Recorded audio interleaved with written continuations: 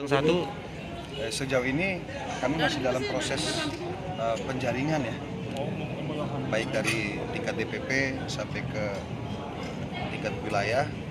Alhamdulillah saya kemarin juga sudah mendapatkan rekomendasi dari DPP PAN, walaupun tadi benar dikatakan ada dua rekomendasi keluar, tapi saya kira kita akan berusaha, kita akan berupaya agar supaya nanti memang kepercayaan itu bisa jatuh kepada kita. Gitu. Sudah ada. Sejauh ini kalau kita mengambil berdasarkan survei, alhamdulillah kita cukup baik ya. Kita cukup baik.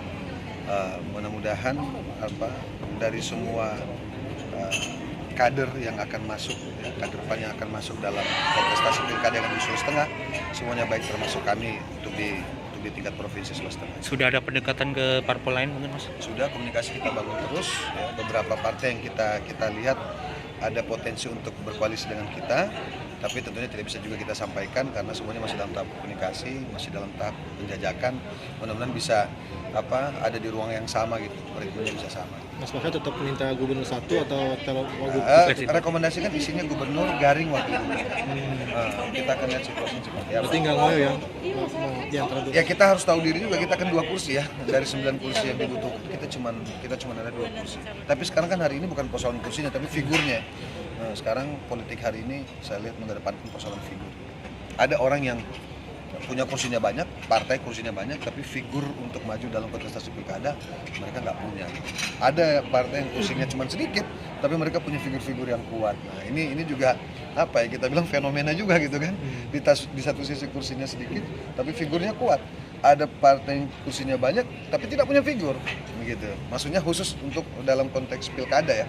Gitu. Kalau pileg semua banyak lah, Tapi antusias masyarakat di sana udah ada yang memberikan. Iya, kalau saya katakan mereka antusias dengan kita kan kayaknya kok terlalu berlebihan gitu. Saya kira kita sama-sama lah. Kita ada niatan untuk melanjutkan pengabdian lebih tinggi, masyarakat juga ada. Paling tidak mereka ada pilihan alternatif yang banyak kan, ada kita dan teman-teman yang lain. Mas Masa diapresiasi atas penanganan musibah di Palu waktu itu cukup bagus. Sebenarnya untuk updatean kondisi saat ini bagaimana sih kondisi sejauh ini psikologis? untuk pemerintah Kota Palu khususnya sedang mempersiapkan persoalan hunian tetap.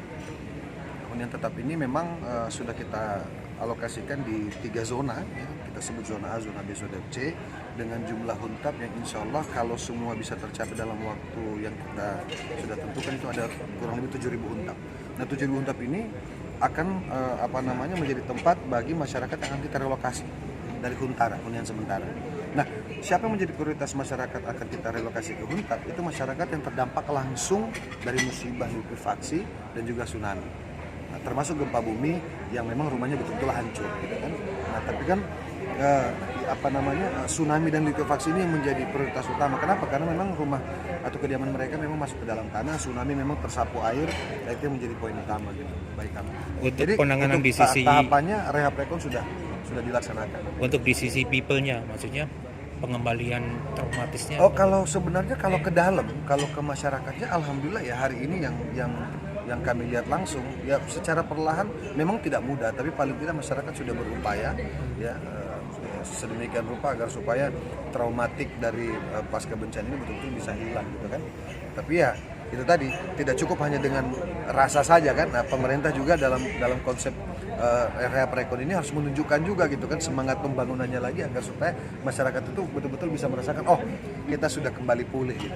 Nah, kan hari ini masih ada beberapa titik-titik pasca bencana itu yang masih terlihat seperti dulu kan pada saat terjadi bencana. Nah ini yang kadang-kadang mengembalikan lagi rasa trauma masyarakat, termasuk saya karena saya kan juga korban ya, saya juga korban gitu kan.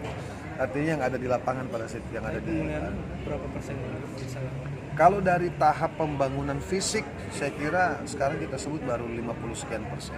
Pembangunan fisik ya, dalam artian kita pembangunan gedung-gedung yang kembali kita coba bangun kembali khususnya perkantoran gitu kan, fasilitas-fasilitas sosial seperti rumah sakit, ada pusat perbelanjaan yang dimiliki oleh pemerintah sedang kita bangun kembali sekarang.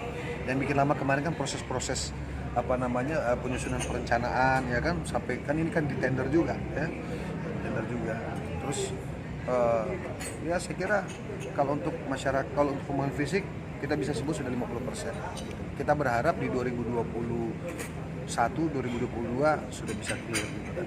Kendalanya apa sih Mas? Kendala utamanya apa sih? Apakah dana ini yang birokrasi sebenarnya.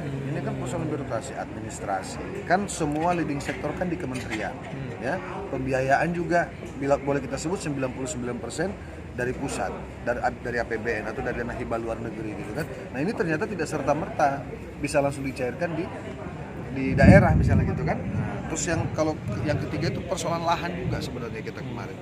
Gitu kan cukup cukup besar lahan yang kita akan gunakan untuk lokasi huntap itu sendiri yang sebenarnya sudah bisa terbangun di awal tahun, cuma karena persoalan lahan yang hari ini statusnya masih HGB, itu yang kemarin bolak-balik pemerintah kota, BPN, Kementerian ATR gimana caranya mencari solusi gitu. Karena baru kemarin Pak Menteri ATR mengatakan bahwa HGB tidak akan diperpanjang. Nah, sehingga kita agak sedikit leluasa untuk mematok melaksanakan pembangunan huntap bagi masyarakat. Jangan lupa subscribe ya.